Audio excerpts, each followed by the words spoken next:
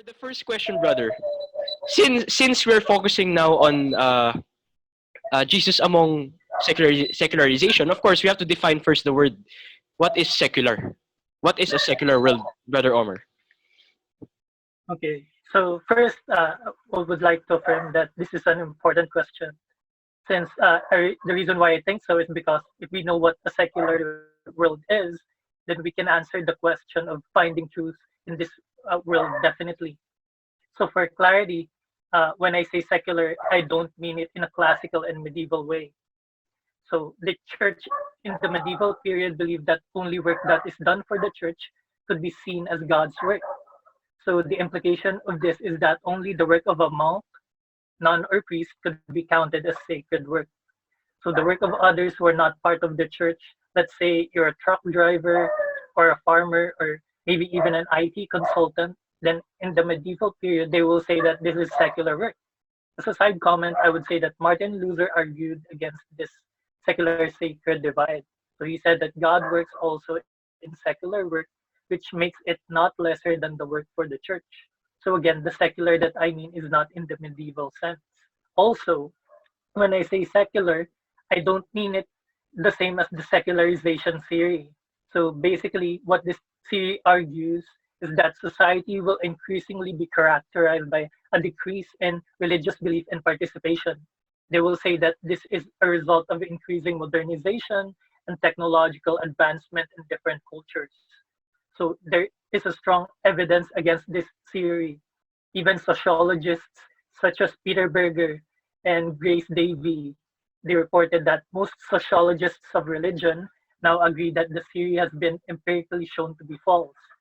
And Jose Casanova also found no downward trend for religion as societies become modern. So aside from this, if we use this kind of lens to interpret the secular world, it will not best account for some examples. So let me give you some examples which uh, people will encounter in the secular world. And this is something which I got from Timothy Keller's book, Making Sense of God. So it's about three people who experience a sense of transcendence. So the first one is a Harvard professor named James Wood. So he wrote an article entitled, Is That All There Is? And he tells of a friend who is an analytical philosopher and a convinced atheist. And this person wakes in the middle of the night, haunted by a visceral angst. So let me read the quote. So this is what he said. Quote, how can it be that this world is the result of an accidental Big Bang? How could there be no design, no metaphysical purpose? Can it be that every life beginning with my own, my husband's, my child's, and spreading outward is cosmically irrelevant? As on gets older, and parents and peers begin to die, and the obituaries in the newspaper are no longer missives from a far away place, but local letters, and one's own projects seem ever more pointless and ephemeral. Such moments of terror and incomprehension seem more frequent and more piercing, and I find as likely to rise in the middle of the day as the night. End quote. So you can see him being haunted of that idea.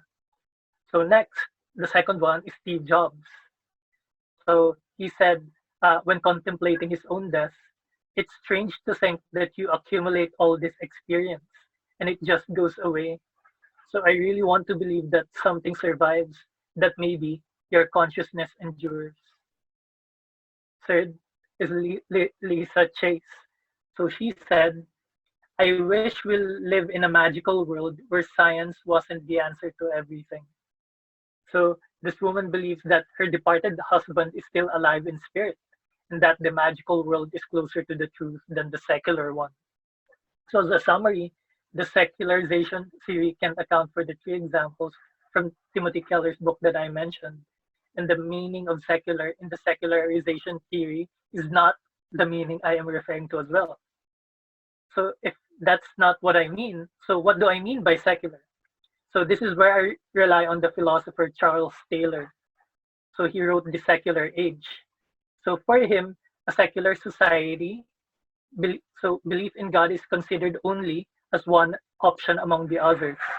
This means that the second meaning, which I mentioned, the secularization theory, which refers to naturalistic beliefs, is not the only game in town. So it's only one among the options, the same as religious beliefs. So in other words, there's a multiplicity of beliefs. So imagine a world where people don't assume your worldview, a world where individuals won't get what you say immediately since they have assumptions which you do not share. So you have your doubts about your own belief, and they have their doubts as well in terms of their own beliefs. So this is what I mean by being in a secular world. Okay, so what you mentioned a group of names. Sorry, you mentioned multiple names there that that that parallels the definition that that does not match the latest definition you just mentioned from Charles Taylor, which is the right definition that you're referring to for secular. What Charles Taylor said, as a type of society, a type of culture, a type of surrounding, a type of what you call the body of community, wherein all of them have options. All of them have the freedom to choose. Like belief in God is a choice. It's not like something that belief in God is out of it. It's just to prove that a picture of community that consists of different people with different interpretations and different beliefs. So with the freedom to Yeah, choose that's right. beliefs, with the freedom to choose beliefs, whatever beliefs, as part of their option. Is that right, Mhm. Brother Omar? Yes, that's correct. So if you look at the definition, so it's not that we live in a culture where theism is default, like people assume Christianity when they are born to a, a certain place. But when we say we're in a secular world because of globalization, modernization, so people have different views. So theism is not the default. It could be atheism, agnosticism. It could be a different religion from Christianity, something like that. Yeah, I believe that secularization um, is a culture where religious beliefs, institutions, and interpretations lose their social significance. So it is a culture where religious beliefs, interpretations, and institutions lose their social significance. So uh, it also matches well what you said there, Brother Omar, that theism is not the default. Mm. But belief in God is also not uh, uh, is excluded. It's just that because of the diversity of beliefs of the people here in this culture, it's just a matter of option. It's just a matter of option. So belief in God is not as important as what the Christians think, nor the other monotheistic people think that there is such a thing as a theistic God. But it's actually a matter of like in the sideline. I can just get it there, then go back again. So that's a much clear definition there. And you add more there, Brother Omar? I would just like to affirm your definition. If you, the guy mentioned earlier, the sociologist Jose Casanova, so he has written something entitled Rethinking Secularization, a Global Comparative Perspective. So one of the connotations of secularization, which he mentioned, is the privatization of religion. Mm. So that is something close to what Ravi said, that uh, religion loses its social significance. Yes. So that's wonderful. That's really wonderful there. So our next question here, Brother Omar, is uh we all know that we've discussed in the previous videos. I'm sure you've watched also some of those, Omar, Brother Omar, that we've discussed about truth. And as according to our series, right, finding truth in a secular and diverse world, you have defined secular. Now, uh, aside from all the definitions you have heard from our dear Reverend Eric and Mr. Samji, who also defined truth, what is your what definition can you provide for our viewers as well? What is really truth, bro? Based on your studies and your and your skill and your no sorry and your wisdom from the Lord. Mhm. What is truth? Which is a Okay, so very important question nowadays. yeah, It is indeed a very important question. I'm not sure if it's something new or unique what I will share, but I'll just fire away and see. Uh, at least. So first, of course, this question is important because based on my experience in the university, we'll be able to encounter students who don't believe that truth exists. I also encountered atheists in social media, like in the internet, that will say that morality is relative, which of course we see this in Philippine politics as well. Like, for example, a specific, I won't say the party, but let's say they will affirm a certain view against their enemy party, and they will say this is something like moral or absolute truth. But after a while, they will go against their own convictions. So, though nevertheless, so it's amazing. People expect truth without question based on everyday experiences. So, for example, people in romantic relationships, they expect and desire that their partner is telling them the truth, and they want their partners to be faithful to them. And we call for truth also in terms of our leaders showing transparency. When we go to the hospital, we expect that our doctors are giving us the correct medicine according to our sickness. And of course, even in reality itself, we expect that our everyday experience is real, that we are not in the matrix. So, of course, to answer this question, what I'll do first is to define truth, and then I'll talk about the nature of truth and also whether truth can be known. So, this is basically what I learned from Norman Geisler, what I'll share. So how I define truth, so truth is basically that which corresponds to reality. So, in other words, we can say that we have truth when reality is represented accurately by a proposition. So, that's it. So, and what is the nature of truth? So this is, I'll share six nature of truth, which I learned from Geisler. So first, truth is discovered and not invented. So this means that it's objective. So objective means that it's not dependent on man's opinion or awareness of it. For example, we can say that atoms existed long before man even had an awareness of its existence. Second, truth is transcultural. So this means that if something is true, then it's true for all people at all times and in all places. So this means that there was never a time when 2 plus 2 is equal to 5. So we know that 2 plus 2 is equal to 4, and it's true for all people at all times and in all places.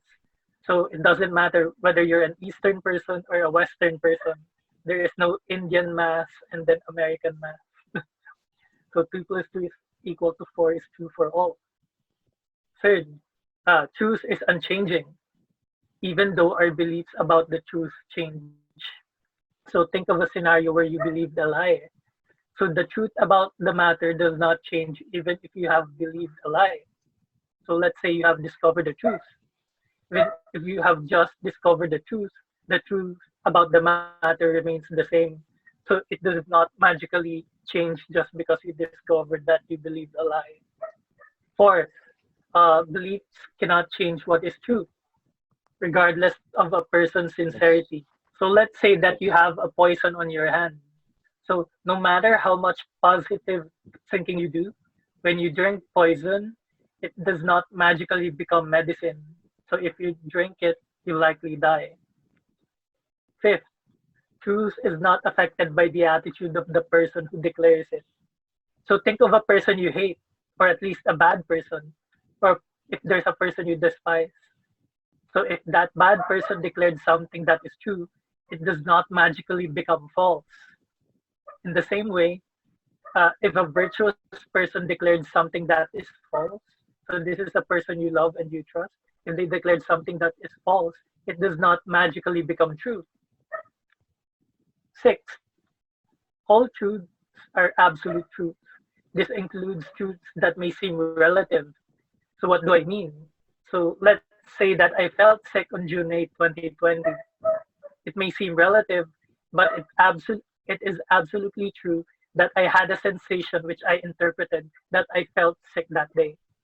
So as a summary, since truth is absolute, we can say that we cannot have truths that contradict.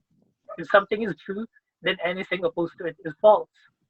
And since, of course, we already discussed the nature of truth, this begs the question, is truth knowable? So I remember Norman Geisler sharing his evangelism experience. So he met a man who claimed to be an atheist. What he did at first is that he asked whether the man was absolutely sure if there's a God. So of course, the man replied that he's not sure, that maybe it's possible that there might be a God. In that story, based on a single question, from atheism, the person became an agnostic. After that, Geisler asked if his belief is that if he does not know anything for sure, or if he can't know anything for sure. Then the man replied that his agnosticism affirms that he can't know anything for sure. So Geisler then asked him, how do you know for sure that you can't know anything for sure? So this made him more open to evidence, which of course he studied. He studied and praised God. Later on, he became a Christian. So at Wow. least based on this story, we can see that truth is knowable, and we know it to be true by our experience. Wow, bro, that was a brilliant answer. Man, it made me laugh there just now what you just shared there about the Norman Geisler asking the agnostic, how are you sure? How do you know that you are that is that that you don't that your agnosticism tells you that you can't know anything? How did you know that? Yeah. So even his own statement self-destructs because of the claim, Yes. which is contradictory to reality. So I like what you just said there, brother Omar. It's what you just said there, brother, is a more elaborated answer of truth than what Reverend Eric Cortez said, because Reverend Eric Cortez is the um, is member of the Norman Geisler International Ministries, and he served there and worked there, and so he cited Norman Geisler as well in defining truth. And you did the same thing, and you expounded more on those six definitions, on those six important answers, and it's a great outlined and organized uh, way of answering questions. So wow, it's very important that we know that as a start for this session. So the next question there is, okay, we've defined truth, we've defined secularization, and in relation to the topic that we've talked about, that I discussed with Samji about diversity. Um, I'm sure, Samji, you also have something to share about diversity here. So the question here is, brother, how can we find truth in a world of diversity and secularization, which we defined earlier? It's okay if you share us why, uh, what does that got to do with diversity, and how can truth be found in diversity and secularization as we speak? Uh, I would like to affirm that that's a very good question, since we defined secular world earlier. So that includes a diverse view, and that includes the secularization view, which is a view that as society advances, it becomes more and more atheistic. So we have many options. So this question reminds me of an old office mate.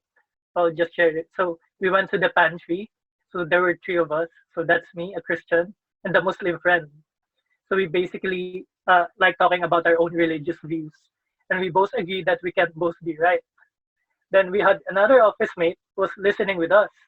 And she shared that she does not see the need to convert anyone, since for her, all religions lead to the same God.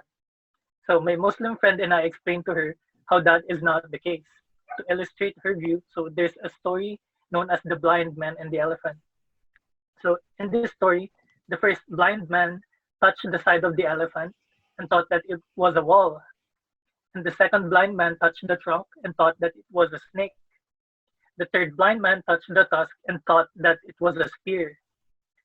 The fourth blind man touched the leg and thought that it was the tree. The fifth blind man touched the ear of the elephant and thought that it was a fan. The sixth blind man touched the tail and thought that it was a rope. So since they had different interpretations of what they had touched, they had an argument. The Raha was awakened by the commotion, and he enlightened them that they had only touched one part, and that if you put all the parts together, you'll know what an elephant is like. So the blind men agreed that they only know what is partial and they need to put all the parts together in order for them to know the whole truth. So this story is often used as an illustration that all religions only have a part of the truth and they all lead to the same God. So in a secular world, it's possible that you'll encounter people who hold the same view. Some would even think that religion is a private thing, that it's something which is only based on preference. So they don't really feel the need to convince others of their views. So after all, to them, we will all be in heaven regardless of the view that we choose. So now, what is the problem of this view? First, I would say that the story is merely an illustration of an assertion. So it's not an argument. So this is because an assertion is only a claim. We can only consider something as an argument if it has a rational justification or support. So about the story, there was no evidence or justification that was given to show that the view is correct. So second, it's naive in its assumptions about different religions. So religions are fundamentally different.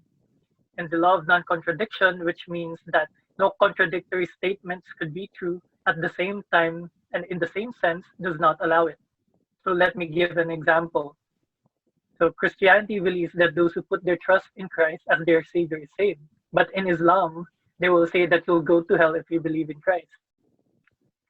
Christianity affirms that God is distinct from creation. He is in a league of his own. But Hinduism believes that God is part of creation. So this means that when we put other religions and compare it with Christianity, both can be right, but it's possible that both are wrong.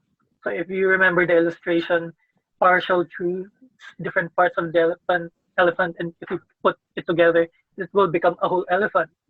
But since religions are fundamentally different, you really won't get a whole elephant. It's like the head of a crocodile, then the foot of an elephant, then the body of a giraffe. You put it together, it looks weird.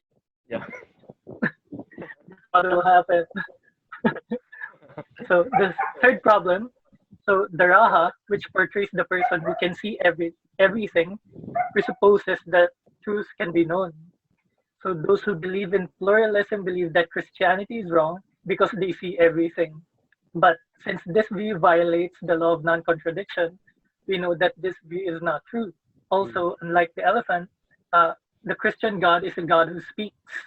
So he has revealed himself. He is not silent. So at least in light of this background, how can we find truth in this world of diversity and secularization?